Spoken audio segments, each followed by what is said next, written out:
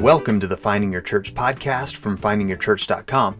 My name is Jeremy Phillips, and my goal is to help you make it a challenge for people to live in your community without finding your church. Now, today I want to tell you about a resource that we have on our website, and it's called How to Create a Nearly Free Church Website with WordPress.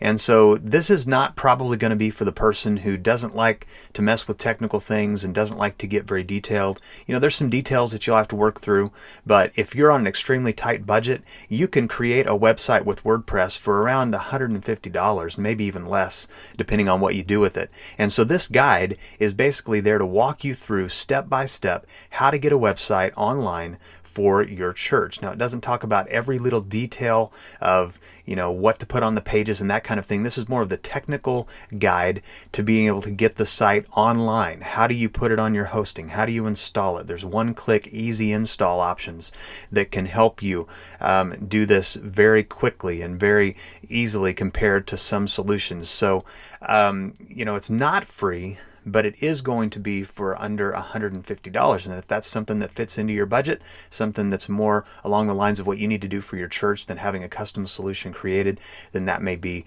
what you want to do. So, getting something for free is sometimes good, but sometimes not. And putting a little bit of money into it, even around $150 is going to go a long way. And so I just want to encourage you, if you are interested in something like that and you are needing a church website, this also works for a podcast. If you want to create a podcast for your church, and we've talked about that on previous podcast episodes. So if you just go back in the episodes, and it'll show you how to create a podcast using a WordPress install. And so you may already have a church website up and running, but you don't have a podcast enabled, and that's something that you're wanting to do.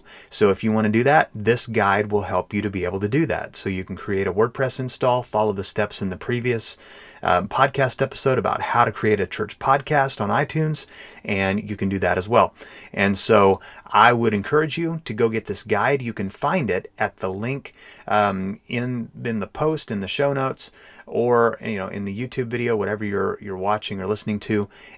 But the actual link is findingyourchurch.com/church website. Findingyourchurch.com/church website. Go there and get that free guide.